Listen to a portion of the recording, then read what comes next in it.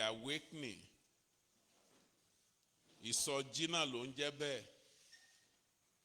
Ìtanijí lọ́tun. Ìsọjí. Reawakening.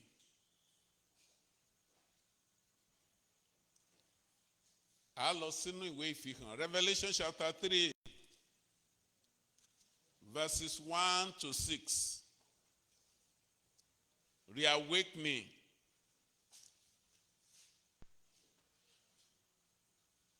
Yes, Revelation chapter 3. And, okay. Ṣé ẹnìkan ti fẹ́ kà á Yorùbá?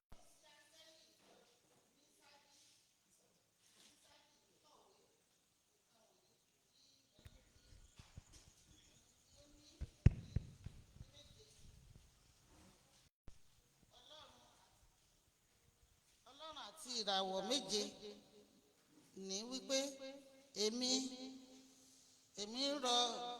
rọ iṣẹ́ rẹ. Èmi mọ iṣẹ́ rẹ. Èmi mọ iṣẹ́ rẹ pé ìwọ ní orúkọ pé ìwọ ń bẹ láàyè ṣùgbọ́n ìwọ kú. Máa ṣọ́ra kí o sì fi ẹsẹ̀ ohun tí ó kù múlẹ̀ tí ó ṣetán láti kú, nítorí èmi kò rí iṣẹ́ rẹ ní pípé níwájú Ọlọ́run. Nítorí náà rántí bí ìwọ ti gbà àti bí ìwọ ti gbọ́, kí o sì pa á mọ́, kí o sì ronúpìwàdà. Ǹjẹ́ bí ìwọ kò bá ṣọ́ra, èmi ò dé sí ọ bí olè, ìwọ kì yóò sì mọ wákàtí tí èmi yóò dé sí ọ. Ìwọ ní orúkọ díẹ̀ ní Sádì tí kò fi aṣọ wọn yí èérí, wọn ó sì máa bá mi rìn ní aṣọ funfun, nítorí wọ́n yẹ. Ẹni tí ó bá ṣẹ́gun, òun náà ni a ó fi aṣọ funfun wọ̀. Èmi kì yóò pa orúkọ rẹ rẹ́ kúrò nínú ìwé ìyè, ṣùgbọ́n èmi ò jẹ́wọ́ orúkọ rẹ níwájú bàbá mi àti níwájú àwọn áńgẹ́lì rẹ̀. Ẹ ṣé. And unto the angel of the church in Sardis write, this thing says he that had the 7 spirits of God and the 7 stars. I know your works, that you have a name, that you live, and you are dead. Be watchful, and strengthen the things which remain that are ready to die, for I have not found your work perfect before God. Remember therefore how you have received and heard, and hold fast, and repent. If therefore thou shalt not watch, I will come on thee as a thief, and you shall not know what hour I will come upon you. You have a few names, even in Sardis, which have not defiled their garments, and they shall walk with me in white, for they are worthy. Amen. Now let us not think about the church in Sardis. Let's think about ourselves. Ronú nípa ìjọ tó wà, ronú nípa ìgbésí ayé rẹ, ronú nípa ìjọ Ọlọ́run lápapọ̀. Ká kàn fi orúkọ Sardis ká fi sẹ́gbẹ̀ẹ́. The message is to you and to me. The message is to the church of God.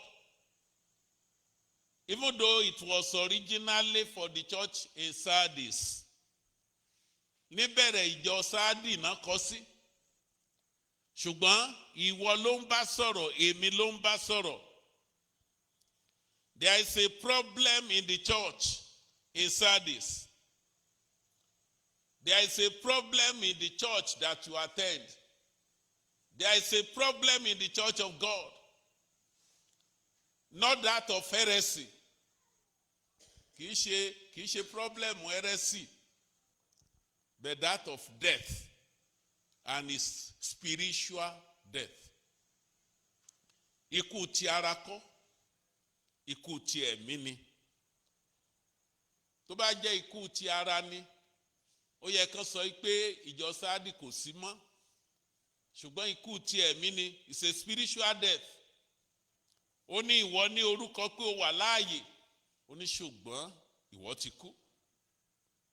Spiritual death, in spite of its reputation. It has a reputation. The church has a name that it is alive. Ó ní orúkọ pé òun wà láàyè. Reputation nìyẹn, ṣùgbọ́n ó ti kú. Ṣùgbọ́n ó ti kú. Àwa gbà lámọ̀ràn láti padà sí ìpilẹ̀ṣẹ̀. The church was advised to get back to the basics. Remember how you had received and heard. Wọ́n ní kó rántí bó ti gbà á, bó sì ti gbọ́. Many don't bother to remember. Ọ̀pọ̀lọpọ̀ wa ni ò kì í bójú padà sẹ́yìn. If you look back at your life, is this how you receive the Lord Jesus Christ the day you receive it? Ṣé bó ṣe gba Jésù lọ́jọ́ tó gbà nìyí? Ṣùgbọ́n ọ̀pọ̀lọpọ̀ kì í bójú wẹ̀yìn. Èmi mọ bí mo ṣe gba Jésù lọ́jọ́ tí mo gbà. Ní ọjọ́ tí mo gba Jésù, tí mo bá wòṣe lásán, ẹ̀ṣẹ̀ mo kà sí màá ronú pìwàdà. Ní ọjọ́ tí mo gba Jésù, àwọn aṣọ mi ò nílò pásítọ̀ kó wàásù sí mi kí n tó mọ̀ pé àwọn aṣọ kan kò bá Christianity mu kí n tó jù sọnù. Lọ́jọ́ tí mo gba Jésù, even ohun tí mo máa ń jẹ, including the drug I used to read, I didn't need a pastor to tell me before I discarded many of those things. I didn't need a pastor to tell me before I destroyed those music, the cassettes that I had that are not godly.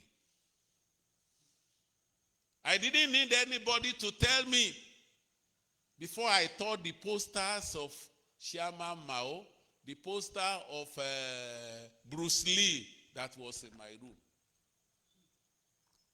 Mi ò nílò ẹnì kankan láti wàásù ẹ̀ sí mi. Mo mọ̀ wípé kò bá ìrìn àjò mi mu gẹ́gẹ́ bí Kristẹni. Bí mo ṣe gbàǹgbà yẹn nìyẹn. If I cannot remember how I received, then correction will not come up in my life. Tó o bá lè fojú ẹ̀ padà sẹ́yìn kó wo bó ti gbà á, àtúnṣe tó yẹ ò ní wá sínú ayé rẹ. Many don't bother to remember. Then a serious warning followed in verse 3. Ìkìlọ̀ wá tẹ̀lé. Ó ní, if therefore you shall not watch, I will come on you as a thief, and you shall not know what hour I will come upon you. If you shall not watch, tó o bá ní kíyèsára, tó o bá ní ṣọ́ra, problem wa tó ga jù ni pé a kì í ṣọ́ra. Ìdí nìyí tá a fi ń ṣubú sínú ẹ̀ṣẹ̀. We fall into sin because we will not watch. If you are not going to watch, the Lord said he will come as a thief in the night. Bó bá ṣọ́ra, á dé bá ọ bí olè lóru. It's a serious thing. Ìpele méjì, two major phases of the life of the church are significant there. Ìpele méjì ni ọ̀nà tó yẹ kóró níbi tí a kà yẹn. Number 1, ready to die. Ready to die. The church in Sardis had no single recommendation. Kò ní recommendation kankan. Àti ẹ̀ríjọ kan, wọ́n á ní ó ṣiṣẹ́, ó farajì, ó ṣe kinní kan. Ṣùgbọ́n ọjọ́ Sardis àrí kankan sọ. Ìjọ Ọlọ́run lónìí ṣé a rí recommendation kan? Ṣé a sọ pé a máa ń yin Ọlọ́run dáadáa ni? Àbá a sọ pé a máa ń sọ ọ̀rọ̀ Ọlọ́run dáadáa? Àbá a sọ pé a máa ń wàásù? What recommendation does your church have? What recommendation is that in your life? The church in Sardis had no recommendation at all. It had no commendation. That's what I mean. Everything the church stood for is gone. The church was ready to die. Ọ̀rọ̀ Ọlọ́run is gone. That is the truth of the word is gone. Prayer, that is fellowship with God, is gone. Walking in the Spirit, is gone. Witnessing for Jesus, that service, is gone. Love, that is fruit of the Spirit, is gone. Zeal, itara, burning for Christ, is gone. Faith, that is faithfulness, is gone. All are in a state of comatose, not any useful. Gbogbo ẹ̀ ló ti wà ní state of coma. Àdúrà wọn ó ti lọ. Ọ̀rọ̀ Ọlọ́run ti tán lẹ́nu wọn. Rírìn nínú ẹ̀mí kò ṣeé ṣe mọ́, inú ara náà ti rìn. Ṣíṣiṣẹ́ fún Jésù wọn ò rí ṣe. Ìfẹ́ ara kò sí níbẹ̀. Ìtara kò sí. Ìgbàgbọ́ ó ti kú. Ready to die. Comatose. Vegetative state. The second thing is strengthening. Ohun kejì tí wọ́n mú jáde ń bẹ̀ yẹn ni pé mú okun fún àwọn ohun tó fẹ́ kú wọ̀nyí. Strengthen those things that are ready to die. This is the commandment of God for the church. It is not the responsibility of God. Ọlọ́run kọ́ ló máa mú okun wá. Ìwọ la fi okun fún àwọn nǹkan tó fẹ́ kú wọ̀nyẹn. Inú Àìsáyà, ó ní they that wait upon the Lord shall renew their strength. Àwọn tó dúró Ọlọ́run wọn ó tún agbára wọn ṣe. Ọlọ́run kọ́ ló sọ pé ó máa tún agbára wọn ṣe. Àwọn fúnra wọn ni. Tún agbára rẹ ṣe. That means you must rise up. O gbọ́dọ̀ dìde gbọ́n. O gbọ́dọ̀ dìde fú. Ìwọ ni. You must strengthen those things that remain. All these two issues, ready to die, strengthen, they are having to do with reawakening. Nǹkan tó ti fẹ́ kú náà ń sọjí. Nǹkan tó ti fẹ́ kú náà ń pọ́ǹpù agbára sí.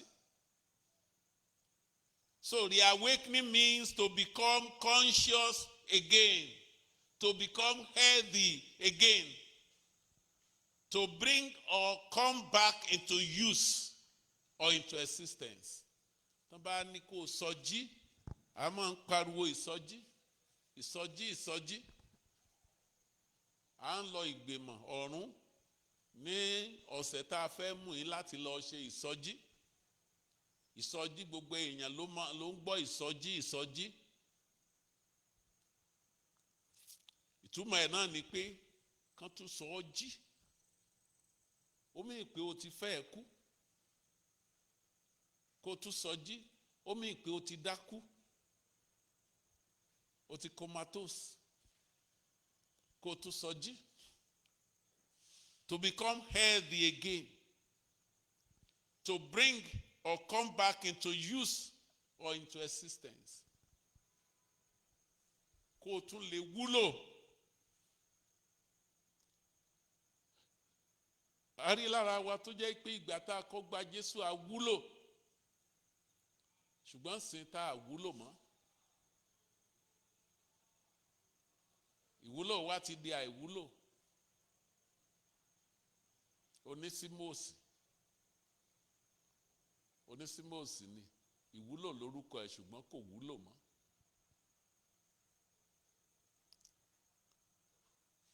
Praise the Lord. To reawaken means to be up and doing. If you are going to be up and doing, then you will go back to what we listed. Your prayer life, your life of the Word of God, your faith, your faithfulness, your love, your service unto God, your zeal. You have to reawaken them. You have to be up and doing. Isaiah chapter 52, verses 1 to 3. Awake, awake, put on your strength, O Zion. Put on your beautiful garment, O Jerusalem, the holy city. For henceforth there shall no more come into you the uncircumcised and the unclean. Shake yourself from the dust. Arise and sit down, O Jerusalem. Loose yourself from the band of your neck, O captive daughter of Zion. For thus says the Lord, you have sold yourself for naught, and you shall be redeemed without money. Oni ẹjí ẹgbẹ́ agbára wọ̀ ìwọ Síónì, gbé aṣọ ẹwà rẹ wọ̀ ìwọ Jerúsálẹ́mù, ìlú mímọ́ ni. Vasu oni gbọ̀n ara rẹ dànù, gbọ̀n eruku kúrò lára rẹ kó o dìde, kó o jókòó, tú ọ̀já kúrò ní ọrùn rẹ, òǹdè ọmọbìnrin Síónì. Wàá nídìí àti dìde, wàá nídìí àti gbọ̀n eruku kúrò lára rẹ. Eruku tán sì ń sọ, òun náà ni ayé, nǹkan ti ayé yìí. The dust of this world, shake it off from you. Remove the band from your neck. Tú ọ̀já tán fi so ọ́ kúrò lọ́rùn rẹ. Gbogbo àwọn nǹkan wọ̀nyí ó túmọ̀ sí pé nǹkan ti dára tẹ́lẹ̀ nígbà kan. There had been a former ideal state or perfect state before. Things have been all right before. There had been a satisfactory performance once, but gradually, there is backsliding. There are sins coming in. Carnality and worldliness have set in. Lukewarmness, cold love, loss of zeal, loss of vision, all those things have come in. Díẹ̀díẹ̀ ẹ̀ṣẹ̀ ti bẹ̀rẹ̀ sí wọlé. Koríko ti bẹ̀rẹ̀ sí hù sínú ayé wa. Ìfàsẹ́yìn ti bẹ̀rẹ̀ sí wà. Backsliding. Ara ti bẹ̀rẹ̀ sí gba àkóso. Ayé ti bẹ̀rẹ̀ sí wọlé wá. Ìlọ́wọ́wọ́ àti ìfẹ́ tútù ó ti wọlé wá. Ìtara ti lọlẹ̀. Kò sí ìran mọ́. Ìsọjí náà ni ìsọjí revival. The awakening revival. They hold on to one another. When you reawaken, then you are going to revive. Tó bá ti sọjí, ó sọjí náà nìyẹn. If you need reawakening, that means you need revival. Why reawakening is our duty towards revival. Actual revival is God's duty. Yorùbá ò ní ọ̀rọ̀ méjì fún. Ìtanijí, àwa ló nìyẹn, ìwọ fúnra ẹni wàá sọjí, tí wàá gbìyànjú láti dìde. Ní ẹnu ọ̀nà tẹ́ḿpìlì dáradára, ọkùnrin arọ kan wà ń bẹ̀. In the beautiful gate of the temple, There was a layman tó ń ṣagbe tó ń tọrọ owó lójoojúmọ́. But Peter and John went there at the hour of prayer and they saw this man. And he was looking at them as if they had money to give him. But Peter said, I have no money I can give you. He said, in the name of Jesus Christ of Nazareth, rise up and walk. Olówó mi ò lówó, ó ní ní orúkọ Jésù ti Násárẹ́tì dìde kó sì máa rìn. Ọkùnrin yẹn á ní láti gbìyànjú àti dìde kó tó lè dìde o. Ẹni tí ẹsẹ̀ ò rọ gan tán bá ní kó dìde tí ò bá gbìyànjú àti dìde kò mà ní dìde o.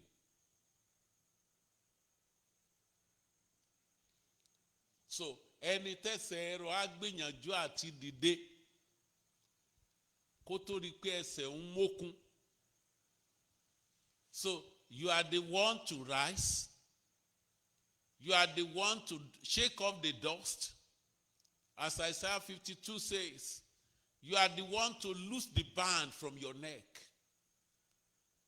You are the one to sit down, to consider your situation. Then God will bend down and will breathe fire into the ember of fire that is dying in your life. Ọlọ́run á wá bow down. Wọ́n ní ṣe náà kúnlẹ̀ bọ ààrò iná. Àbí àwọn àgbà tó ń dáná ààrò bó náà ṣe ń fẹ́ ná. Wàá forókún ẹ̀ méjèèjì kúnlẹ̀ wàá wá fẹnu sí wàá wá fẹ́. Ọlọ́run fẹ́ fẹ́ iná ayé rẹ jò. Ìyẹn náà ń pè ní ìsọjí. Tí ìwọ bá ti reawaken, then God will bend down and will blow into the ember of fire in your life. Ìpẹ́pẹ́ iná tó kù rẹ́dẹ̀rẹ̀dẹ̀ sínú eérú rẹ. Ọlọ́run á fẹ́ atẹ́gùn sí. It will rekindle your life. Fire will spring up again. It's God's duty. If you are reawakened, then God will come, bending down to the dying embers of a fire that is just about to go out, and breathing into it until it bursts again into flame. In the name of Jesus, God is going to do that. Amen. Isaiah 64, verses 1 and 2. Oh, that thou wouldst rend the heavens, that thou would come down, that the mountains might flow down at your presence, as when the melting fire burneth. The fire causes the water to boil, to make your name known to your adversaries, that the nations may tremble at your presence. Ó ní ìwọ ìbàjẹ́ fa ọ̀run yá. Ìgbé tá ń ké sí Ọlọ́run nìyẹn. Ìwọ ìbàjẹ́ fa ọ̀run yá. Kó sọ̀kalẹ̀ wá. Kí àwọn òkè di yíyọ́ níwájú rẹ. Bí ìgbà tí iná ń jó, tí iná mú kí omi kó máa hó yáyáyá, kí a lè fi orúkọ rẹ hàn láàrin àwọn ọ̀tá, kí àwọn orílẹ̀-èdè lè wárìrì níwájú rẹ. Ìwọ ìbàjẹ́ fa ọ̀run yá. I pray that God will rend the heavens on your behalf and on our behalf in Jesus' name. In the book of 1 Samuel,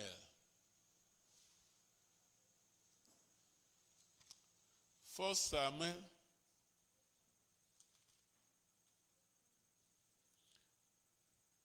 chapter 3, from verse 2, say, and it came to pass at that time when Eli was laid down in his place, and his eyes began to wax dim, that he could not see. And before the Lamb of God went out in the temple of the Lord, where the ark of God was, and Samuel was laid down to sleep, that the Lord called Samuel, and he answered, "Here I am."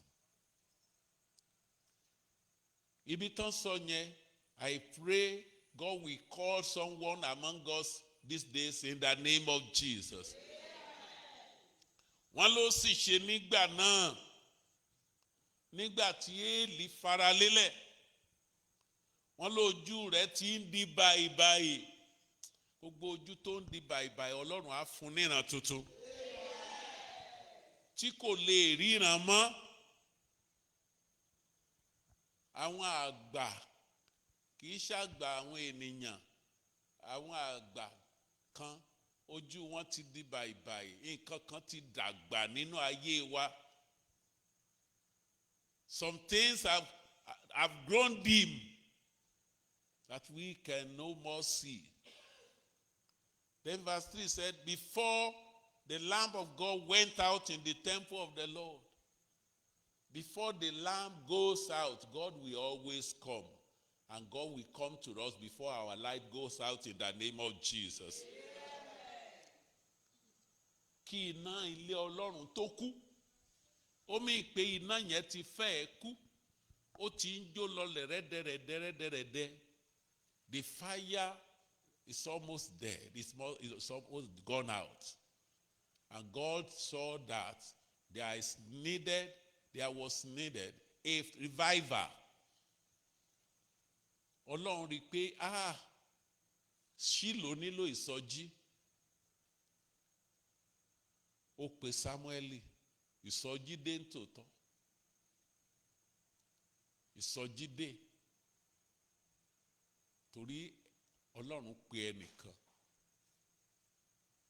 Ọlọ́run á pe ẹnìkan. Kì í dẹ̀ ṣe ẹnìkan, á pe méjì, á pe mẹ́ta, á pe mẹ́rin láàrin wa. Tá fi ṣe irinṣẹ́ ìsọjí. God called Samuel as an instrument of revival. God is going to call somebody as an instrument of revival in the name of Jesus. So, when this happens, men and women will come alive. They come alive to the life of God. There will be a return to the glory and power of Pentecost. A mú wa padà sí ògo àti agbára Pentecost. John chapter 21. In those days, after the resurrection of Jesus Christ, Peter gathered 6 other people, and they went to the Sea of Tiberia to fish. Wọ́n ti sọ aago nù. Wọ́n ti kúrò lórí ohun tọ́lọ́run pè wọ́n sí.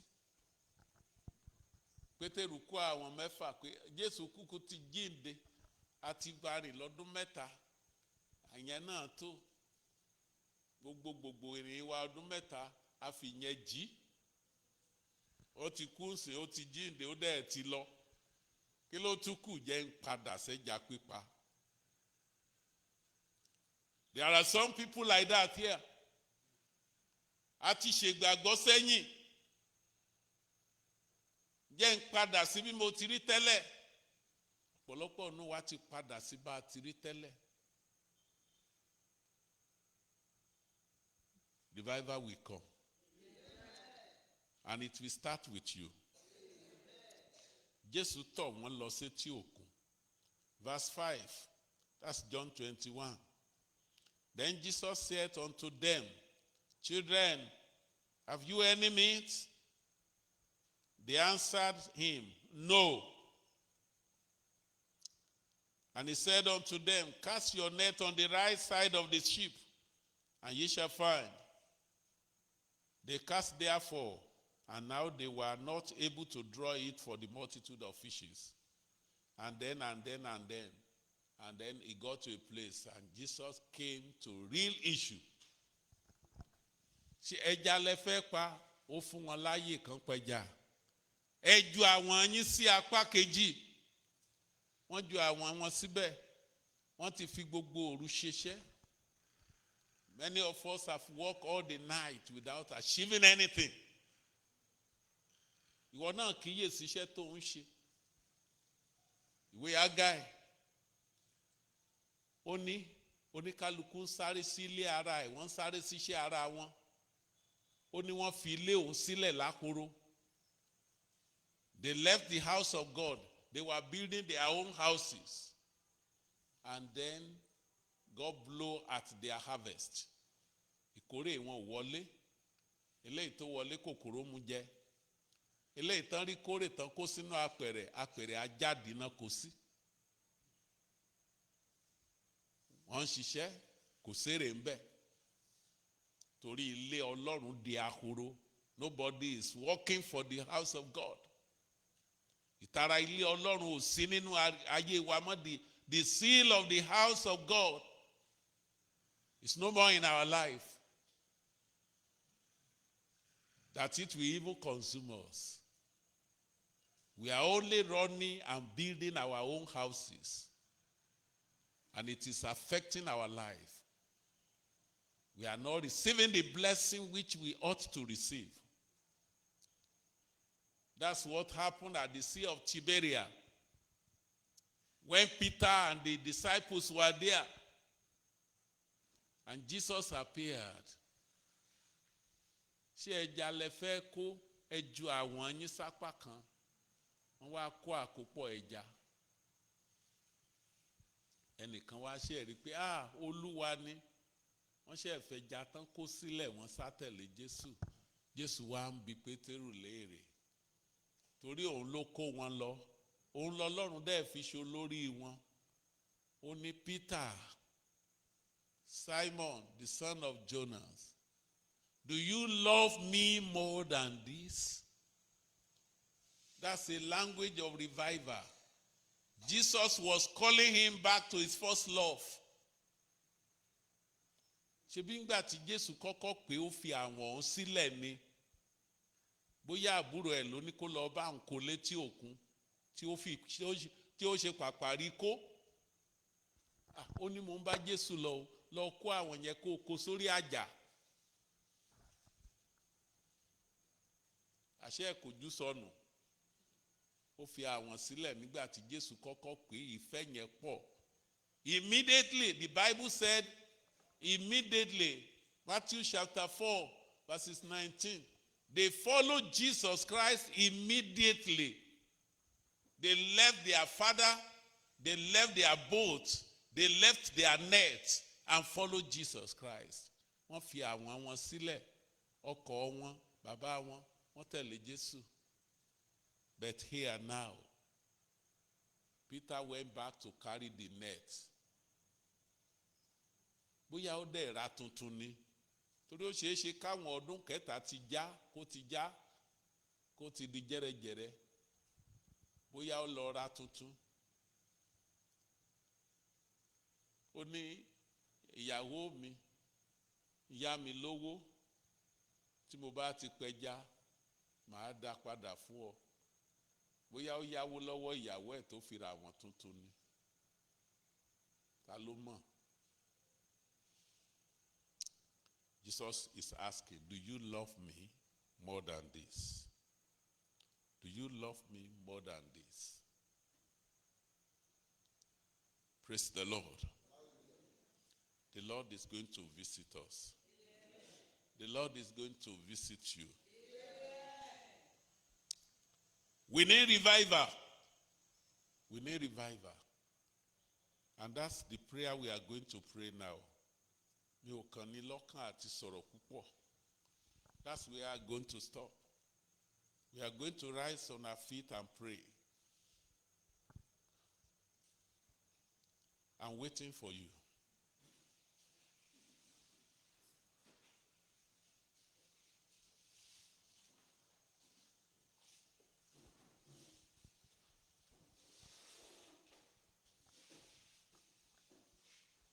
Let's sing this song as somebody that catches fire.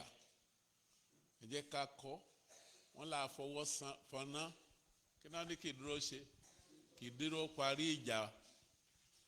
Ẹni tó fọwọ́ gbẹ́yìn náà kì í dúró parí ìjà. Send down revival, Lord. Let it begin within my soul. Holy Ghost revival, the Pentecostal fire, send down. It's too slow. Let it begin within my soul. Holy Ghost revival, the Pentecostal fire, send down revival, Lord. Let it begin within my soul. Holy Ghost revival, the Pentecostal fire, send down.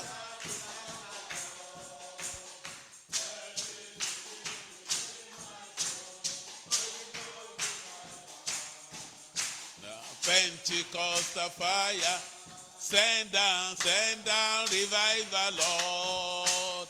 Let it begin within my soul. Holy Ghost revival, the Pentecostal fire, send down.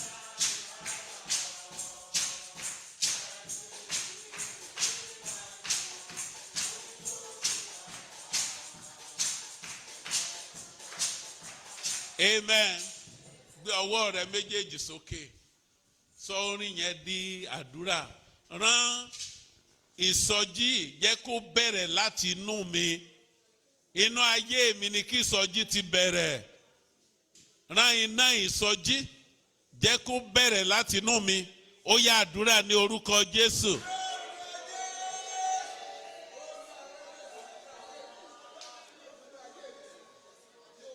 Rán iná ìsọjí jẹ́ kó bẹ̀rẹ̀ láti inú ọkàn mi. Send down revival. Let it begin with me. Èmi ni kò fi ṣe ìbẹ̀rẹ̀ ìsọjí. Rán ìsọjí, rán iná ìsọjí jẹ́ kó bẹ̀rẹ̀ nínú ọkàn mi. Jẹ́ kọ́kàn mi gbiná fún ọ. Let my heart catch fire for you, Lord. Gekapo, Yekete Ponama, Kataida, Rigataka Patsoseli, Rigate Po Kamata, Yekete Po, Rabasa Kata, Lekanama, Prabo, Jeke Sekete Nima, La Monseke Takaria Basalava.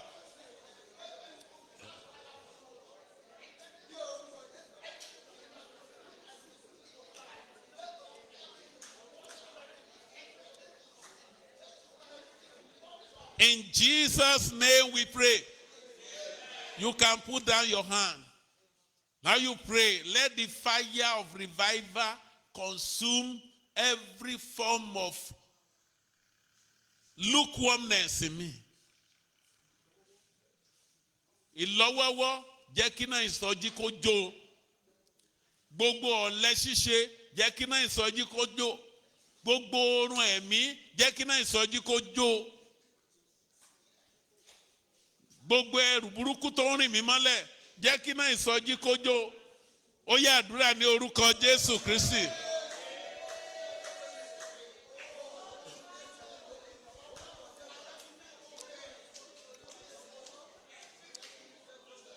Send revival fire. Let it consume every lukewarmness in me, every slothfulness. Let your fire consume it. Everything that is contrary to zeal, that is contrary to godly passion, let the fire consume it. Every slothfulness, every laziness,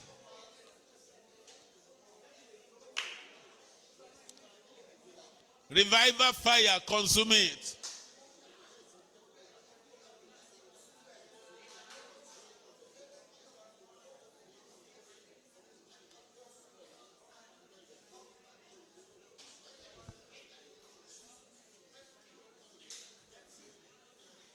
Ohunkóhun tí ò bá kó pọ̀ nínú ayé mi náà ìsọjí kó bọ́ọ̀lù kó jó dànù.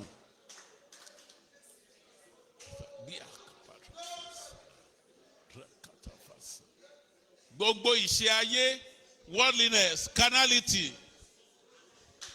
let revival fire consume it.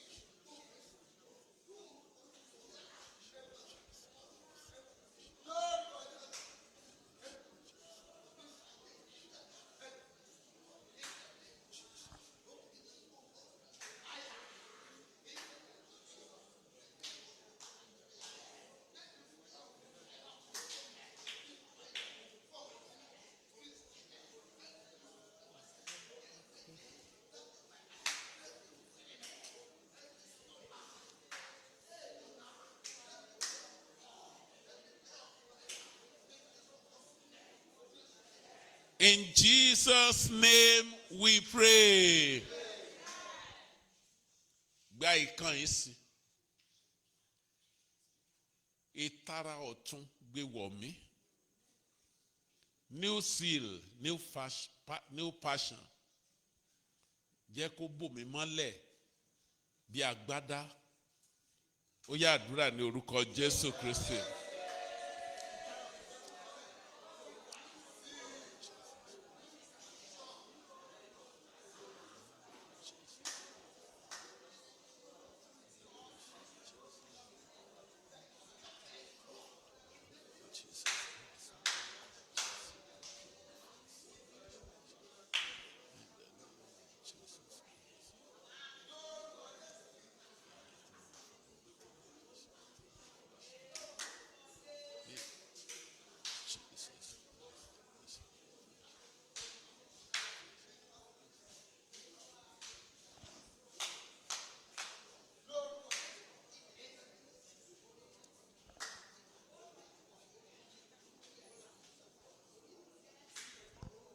Rékọjá wá, olùgbàlà rékọjá wá, rékọjá wá sí Nàìjíríà kó sì ràn wá lọ́wọ́ láti wo lẹ́yìn tó ń kú lọ́sàn-án. Rékọjá wá, rékọjá wá, rékọjá wá sí Chapel of Peace kó sì ràn wá lọ́wọ́ láti wo ilẹ̀ yìí tó ń kú lọ́sàn-án. Rékọjá wá.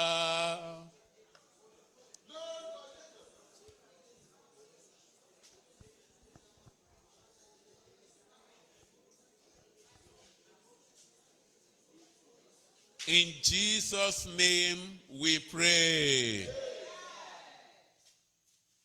Olúwa, a ti gbé ọwọ́ wa sókè sí ọ, fa ọ̀run ya nítorí tiwa. Ìjọ rẹ gbé ọwọ́ sókè sí ọ, Olúwa fa ọ̀run ya. Fa ọ̀run ya.